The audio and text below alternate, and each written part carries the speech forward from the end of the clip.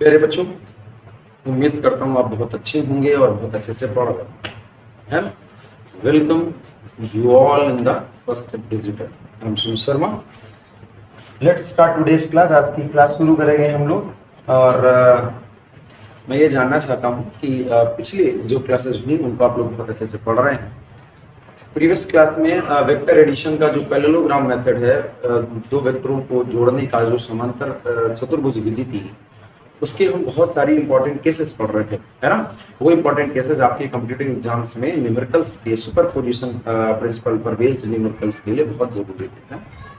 ठीक है, तो उसको आप बहुत अच्छे से तैयार कर लीजिएगा। उनमें बहुत सारे केसेस थे। whenever the two vectors are in the same direction, then resultant is equal to sum of the vectors। जब दो वेक्टर एक ही दिशा में होते हैं तो उनका जो परिमाण होता है, उनका जो नेट होता है, वह उन दोनों वेक्टरों के जोड़ के बराबर होता है। और जो रिजल्टेंट की डायरेक्शन होती है वो वेक्टर्स की ओर होती है, and the resultant is directed towards the vector, right.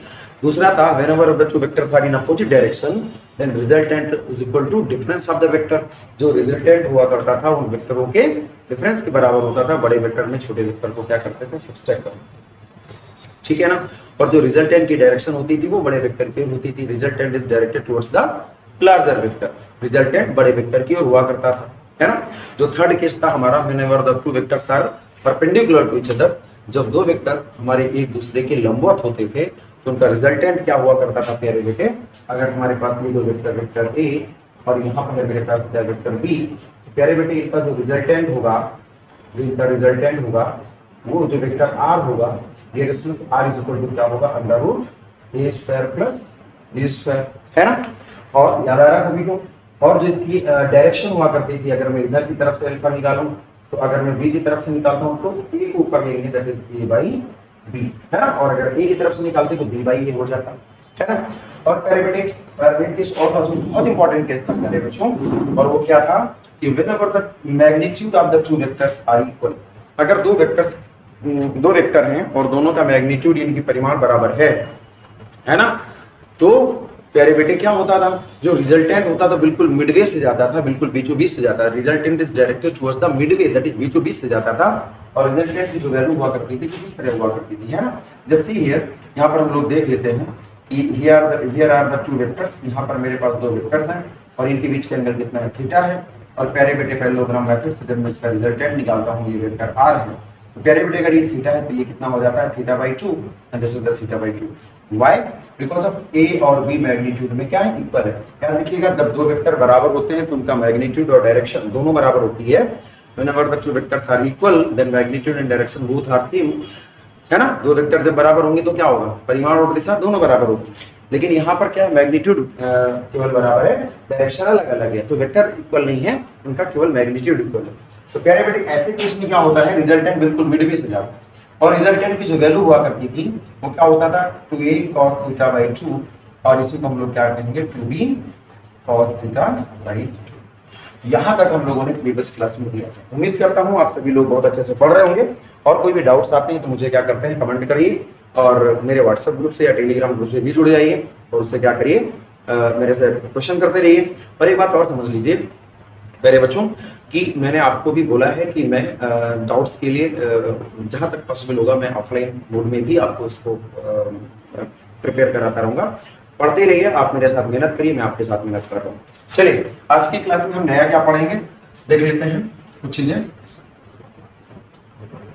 Okay dear students, एक बात देखते हैं जरा।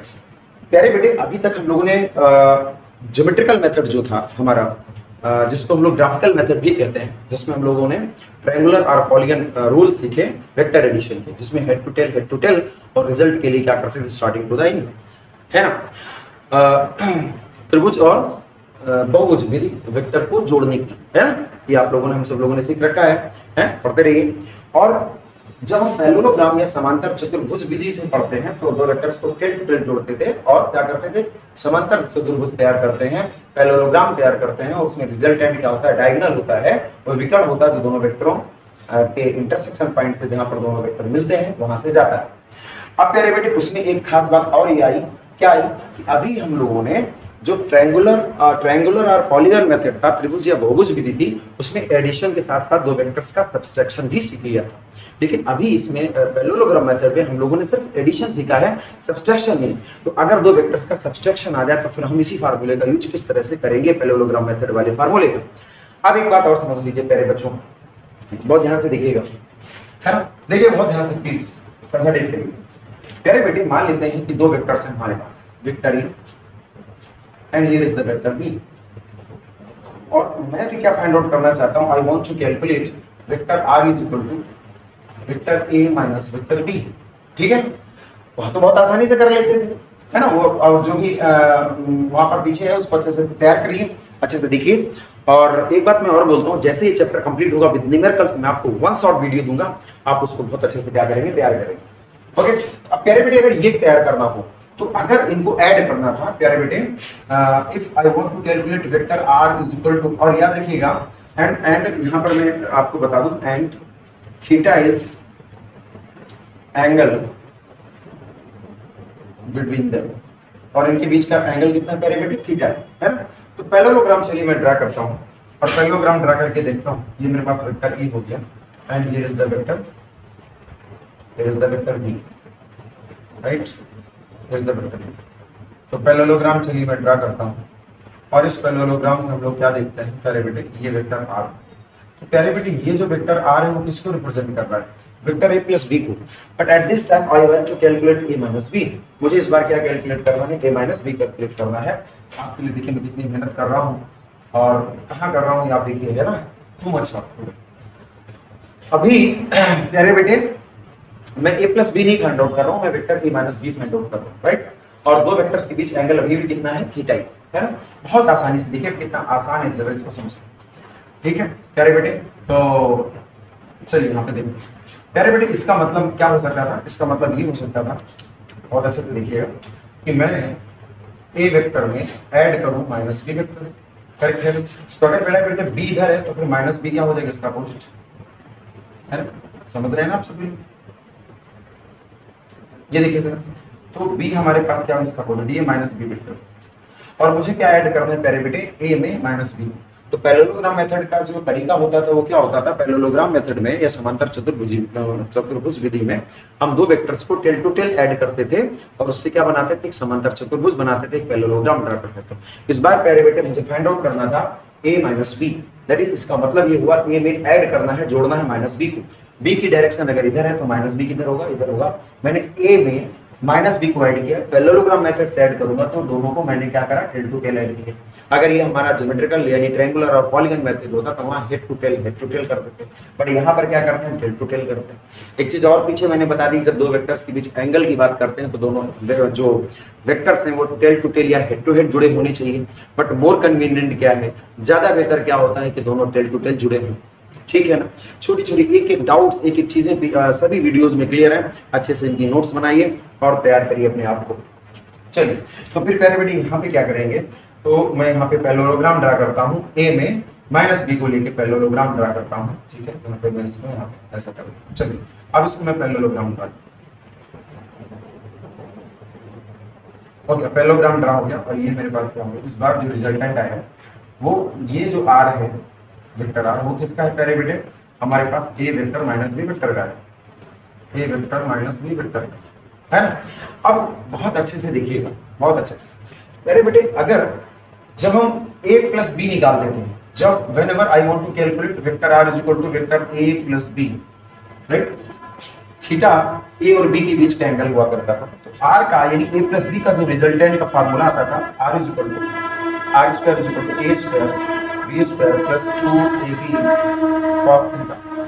इस फार्मूले में प्यारे बेटे बहुत इंपॉर्टेंट बात आपको ये समझनी है कि थीटा किसके बीच का एंगल हुआ करता है प्यारे बेटे, वेक्टर a और वेक्टर b के बीच का एंगल। यहाँ पर भी इस बार भी आपको जो एंगल दिया वेक्टर a और वेक्टर b के बीच का एंगल दिया हुआ है, ना कि वेक्टर a और माइनस b वेक्टर के बीच। तो फिर बेटा वेक्टर a और वेक्टर माइनस b वेक्टर के बीच का एंगल कितना हो जाएगा, ये जो एंगल हो जाएगा, ये वाला एंगल वो क्या हो जाएगा, अगर ये थीटा है तो पूरी सीधी लाइन है, तो ये क्या हो जाएगा 180 माइनस थीटा। समझ में आ गया ना सभी को, 180 माइनस थीटा हो जाएगा, ठीक है।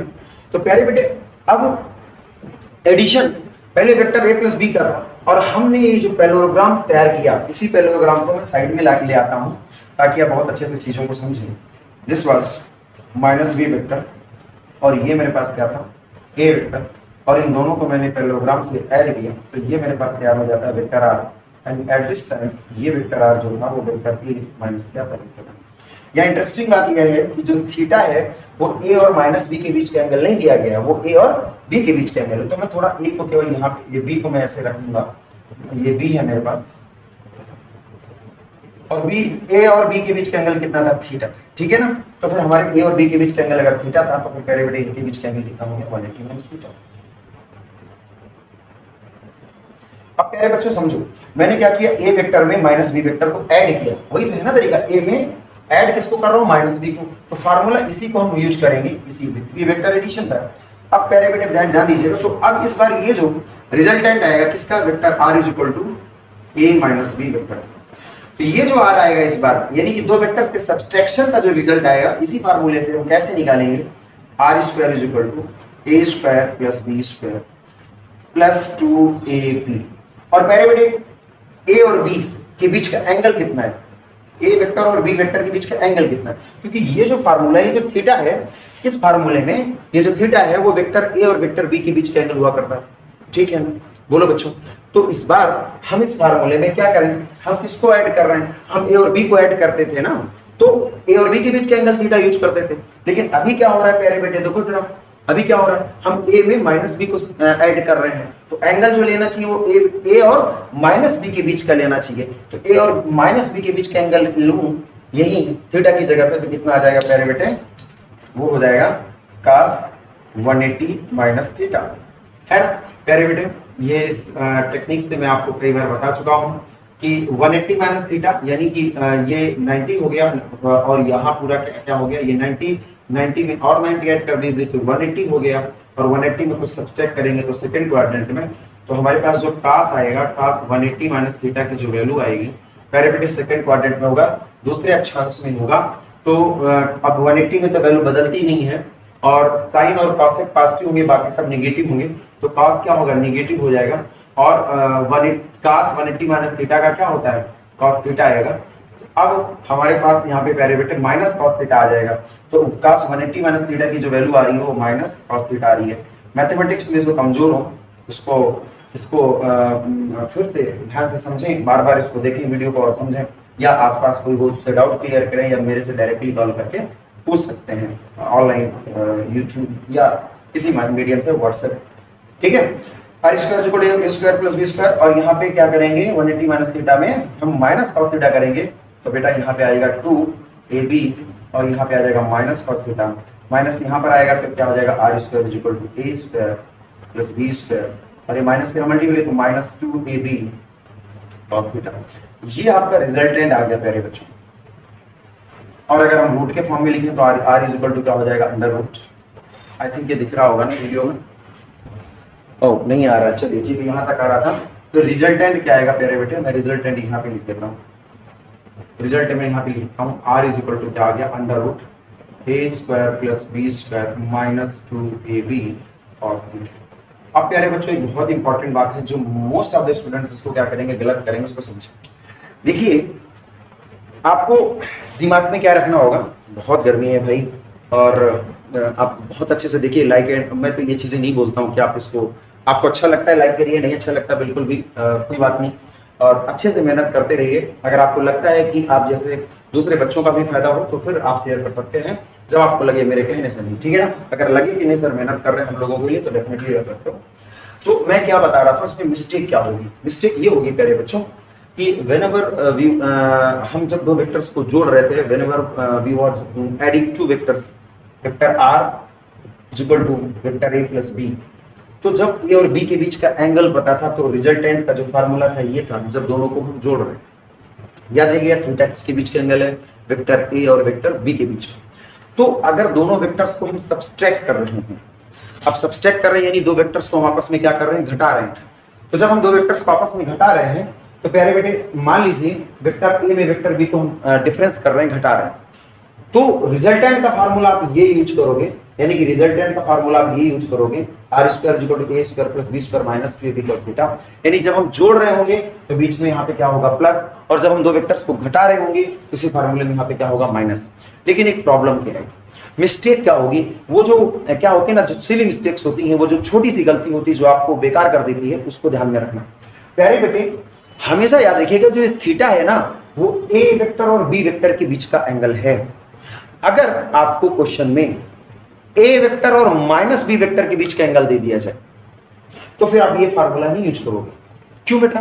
वो इसलिए नहीं यूज करोगे कि देखिए जरा, अगर ए वेक्टर और बी वेक्टर के बीच का एंगल था, ए वेक्टर और बी वेक्टर के बीच का एंगल थीटा था, तो फिर हम ऐड जब कर रहे थे ए में माइनस बी को, तो ये वाला एंगल कितना हो गया था 180 माइनस थीटा हो गया था ना। अब अगर डायरेक्टली वो क्या करेंगे, यही वाला एंगल आपको दे देंगे, तो फिर यहाँ 180 माइनस थीटा की जगह में आपको क्या रखना पड़ेगा थीटा। तो जब आप बेटा यहाँ पे थीटा रखोगे तो फिर क्या होगा, फिर यहाँ पर तो फिर माइनस साइन आएगा नहीं, समझ रहे हैं ना। ये तो 180 माइनस थीटा रखा गया तो माइनस आया। तो क्या दिमाग में रखना है कि अगर वेक्टर ए और वेक्टर बी के बीच का एंगल दिया गया है और उनको जोड़ना है तो ये फार्मूला हो गया। अगर वेक्टर ए और वेक्टर बी के बीच का एंगल दिया गया है और उनको सब्सट्रैक्ट करना है, घटाना है, तो बीच में क्या आ गया माइनस आ गया। लेकिन अगर वेक्टर ए और माइनस बी वेक्टर के बीच में आ गया, वेक्टर ए और माइनस बी वेक्टर के बीच का एंगल दे दिया जाए थीटा, तो फिर क्या करना है, बहुत उसमें कोई परेशानी की बात नहीं है। इसी फार्मूले में भाई एडिशन करना था, इसी फार्मूले में हम किसको ऐड कर रहे हैं, आएगा तो ए माइनस बी ही ना, क्योंकि आपको इस बार एंगल दे दिया ए और माइनस बी के बीच का, तो ए में माइनस बी को ऐड करो। तो ए में हमने माइनस बी को ऐड किया, अब यहाँ 180 माइनस थीटा ने क्या हो गया, थीटा सीधे सीधे दे दिया, तो 180 नहीं रखोगे थीटा रखोगे, तो फिर यहाँ थीटा ही आएगा, बट यहाँ पर माइनस ना के फिर क्या आएगा प्लस आएगा। ठीक है ठीक है। यानी कि उस केस में फार्मूला आपका क्या तैयार हुआ, R square is equal to A square plus B square plus 2ab cos theta ही आएगा। बोले सर हम तो सब्सट्रैक्ट कर रहे हैं। हाँ बेटा आप सब्सट्रैक्ट तो कर रहे हो, और ये जो मैग्नीट्यूड है वो किसका है, वो इसका है, यानी vector R is equal to vector A minus vector B के केस का। बट वो ऐसा इसलिए आया प्लस में क्योंकि बेटा इस बार जो एंगल लिया था वो vector A and minus B vector के बीच का दिया गया था, ए और बी वेक्टर के बीच का नहीं, राइट। तो ये थोड़ा सा कभी आपको प्रॉब्लम करेगा, जब आप ध्यान से नई चीजों को देखते हो तो फिर ये चीजें आपको प्रॉब्लम क्रिएट करेंगी। लेकिन most of the time 99 point something percent वो आपको वेक्टर ए और वेक्टर बी के बीच का ही एंगल देगा। तो अगर वो ऐड करे तो वहां पर रखोगे प्लस 2ab cos थीटा, अगर वो माइनस कर रहा हो यानी a minus B, vector a minus vector B calculate करा रहा है, उसका रिजल्टेंट कैलकुलेट करा, तो वहां पर आप रखोगे minus 2ab cos theta. Correct, अच्छे से समझ में आ गया। जहां समझ में नहीं आया वीडियो को एक बार फिर से देखो, बैक करके देखो, पॉज करके अच्छे से इसकी क्या करो, नोट्स करो, नोट इट डाउन प्लीज।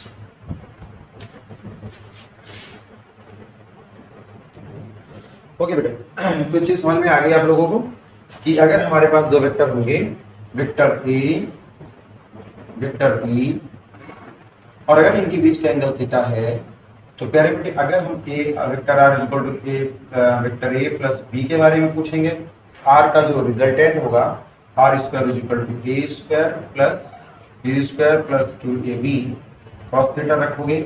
अगर मैं आपसे पूछूंगा वेक्टर आर आप प्लस ना करके माइनस करिए, दो वेक्टर को डिफरेंस करिए, सब्सट्रैक्ट करिए, घटाइए, तो फिर वहां पर रिजल्टेंट जो आप रखोगे A square B square minus 2ab cos theta रखोगे। क्या रखोगे प्यारे बच्चों, A B minus A B cos theta. ठीक है, बहुत अच्छे से दिमाग में रखना। लेकिन बहुत बार बार मैं आपको बोल रहा हूँ ताकि ये आप मिस्टेक कभी ना करें, यहाँ जो थीटा है वो वेक्टर ए और वेक्टर बी के बीच का एंगल है।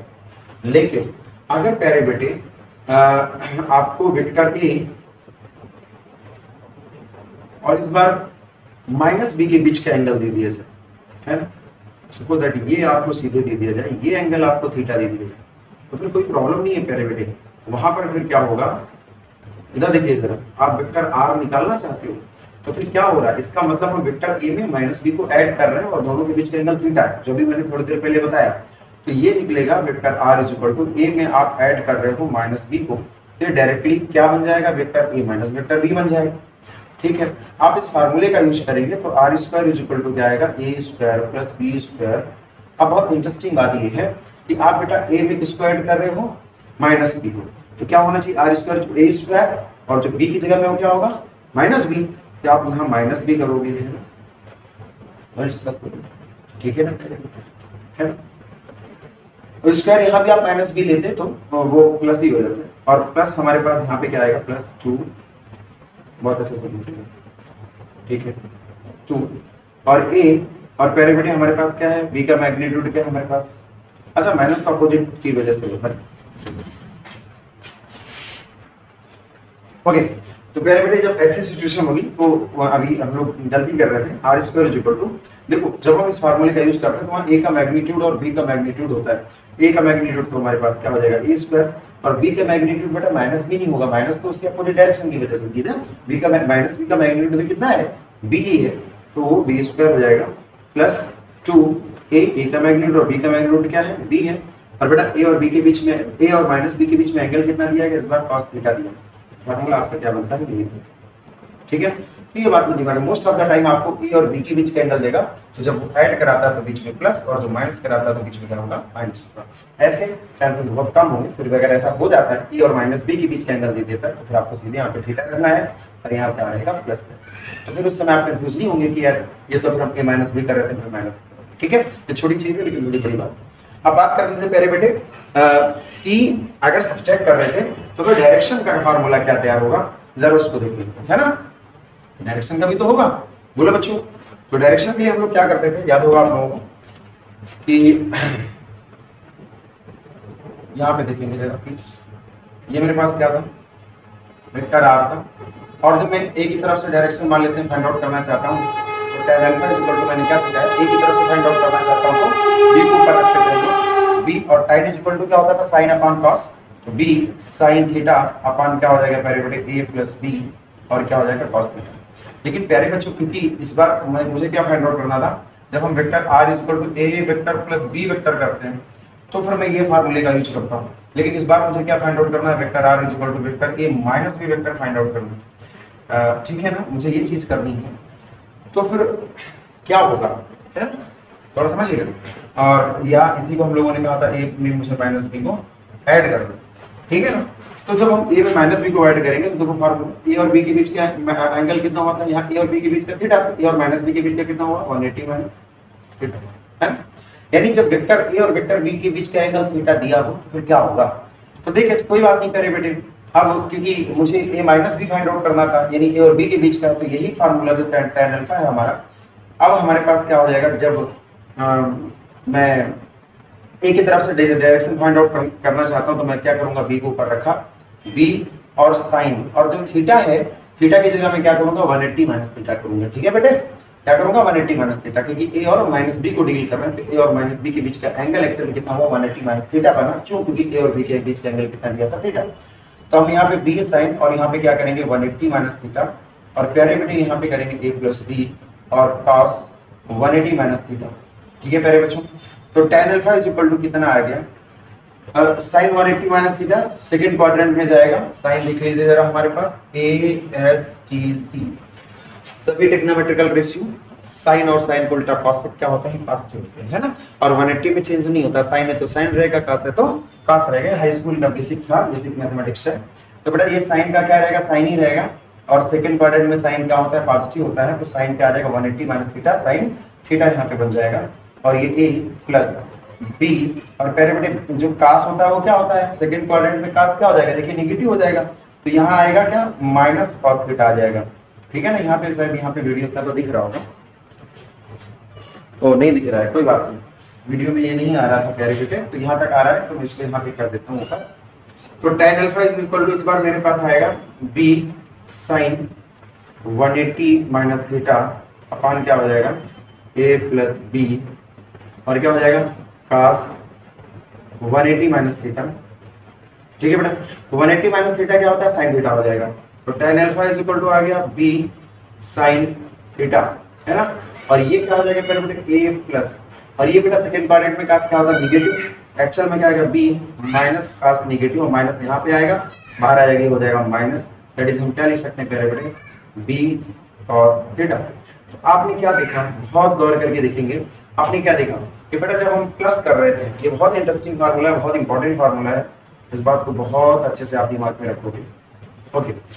तो क्या देखा हम लोगों ने कि whenever we want to calculate vector a plus vector b, है ना। जब दो वेक्टर्स को हम जोड़ रहे थे और वेक्टर ए और वेक्टर बी के बीच का एंगल दिया था, तो रिजल्टेंट हमारे पास A square plus B square plus 2ab cos theta, और जो अगर सब्सट्रैक्ट कर रहे हैं तो resultant A square plus B square minus 2ab cos theta. और जब डायरेक्शन की बात आती है तो डायरेक्शन में जब हम ऐड कर रहे हैं तो यहाँ पे क्या आता है प्लस, लेकिन जब हम सब्सट्रैक्ट करेंगे तो यहाँ पे क्या आएगा माइनस। लेकिन बहुत बड़ी बात दिमाग पे रखना है कि जो थीटा है वो वेक्टर ए और वेक्टर बी के बीच का एंगल है। क्लियर है? इसको बार बार देखिए, जहाँ पे डाउट्स आते हैं मुझे बताइए, अच्छे से मेहनत करते रहिए। मिलेंगे नेक्स्ट क्लास में।